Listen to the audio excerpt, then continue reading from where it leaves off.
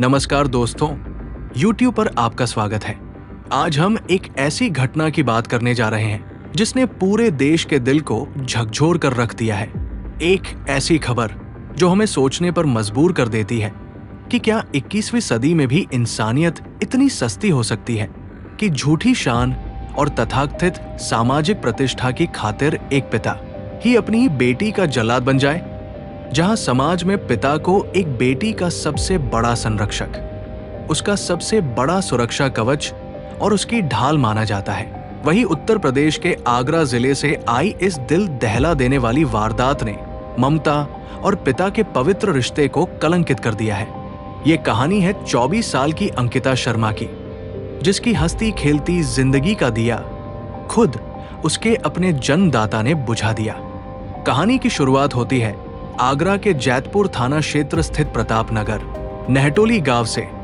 अंकिता शर्मा एक सामान्य परिवार की सुलझी हुई, शिक्षित और समझदार युवती थी। उसी गांव के रहने वाले अमित पचौरी से अंकिता का बचपन से ही जुड़ाव था। समय बीतता गया और ये पहचान एक गहरे और पवित्र प्रेम संबंध में बदल गई।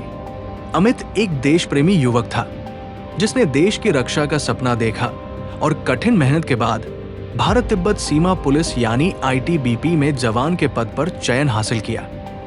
एक तरफ अमित जहां सीमाओं पर -डिग्री तापमान में देश की रक्षा का फर्ज निभा रहा था, वहीं दूसरी तरफ वो अंकिता के साथ अपने सुनहरे भविष्य के सपने बुन रहा था।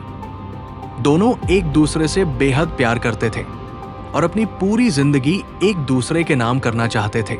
जब अंकिता और अमित ने अपने रिश्ते के बारे में अपने अपने परिवारों को बताया और शादी की इच्छा जताई, तो अंकिता का परिवार इस रिश्ते के सख्त खिलाफ हो गया।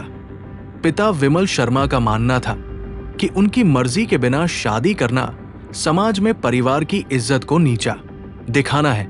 पिता के सख्त रवैये और कड़े विरोध के बावजूद अंकिता और अमित ने कानून और संविधान पर भरोसा रखा।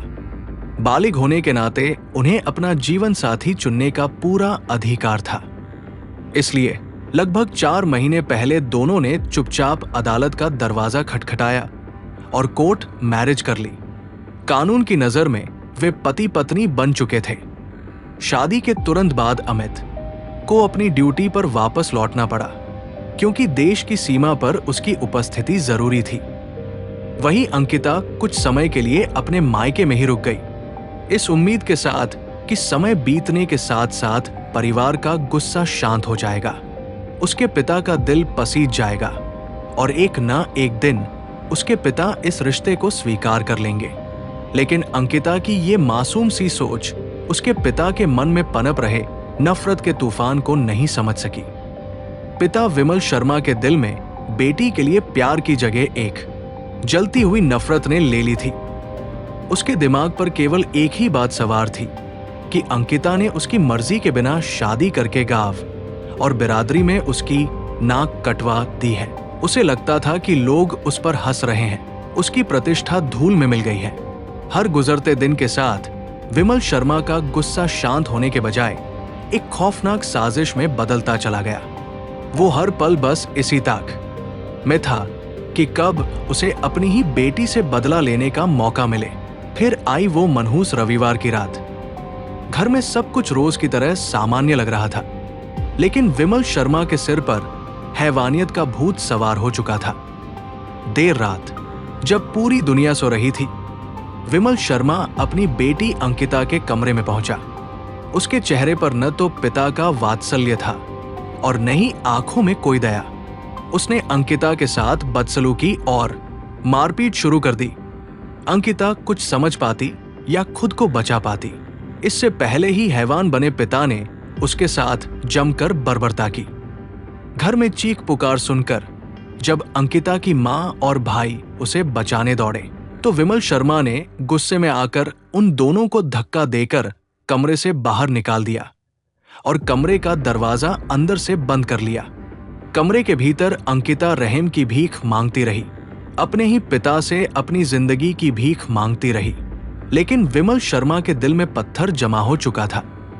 उसने अपनी ही बेटी के गले में चुन्नी बांधी और पूरी ताकत से खींच दी। अंकिता का दम घुटने लगा। वो तड़पती रही, अपनी सांसों के लिए संघर्ष करती रही और आखिरकार कुछ ही मिनटों में एक बेकसूर मासूम लड़की ने तड़प तड़प कर अपने ही पिता के हाथों दम तोड़ दिया। हत्या करने के बाद भी विमल शर्मा के चेहरे पर कोई शिकन या पछतावा नहीं था।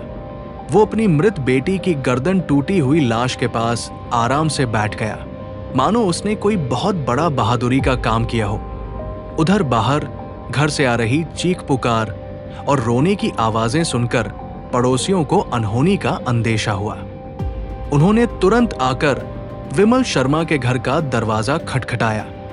जब अंदर से कोई जवाब नहीं मिला तो किसी अनिष्ट की शंका में पड़ोसियों ने तुरंत पुलिस को सूचित किया और डायल 112 पर कॉल किया। सूचना मिलते ही जैतपुर थाने की पुलिस भारी बल के साथ मौके पर पहुंची। जब पुलिस ने जबरन दरवाजा खुलवाया तो अंदर का नजारा देखकर खुद पुलिस अधिकारियों के भी रोंगटे खड़े हो गए। कमरे में फर्श पर अंकिता का बेजान शरीर पड़ा था, जिसकी गर्दन मरोड़ी हुई थी, और पास ही उसका पिता विमल शर्मा शांति से बैठा हुआ था।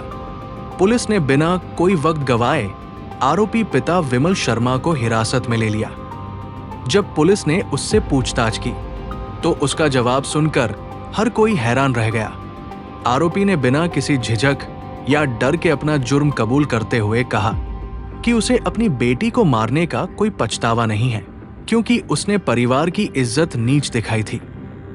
पुलिस ने शव को कब्जे में लेकर पोस्टमार्टम के लिए भेज दिया और आरोपी के खिलाफ हत्या की संगीन धाराओं में मामला दर्ज कर लिया। एक तरफ जहां एक पिता सलाखों के पीछे पहुंचा, वहीं दूसरी तरफ सीमा पर देश की रक्षा कर रहा आईटीबीपी का जवान अमित जब अपनी नवविवाहिता पत्नी की हत्या की खबर सुनता है तो उसकी दुनिया पूरी तरह उजड़ जाती है।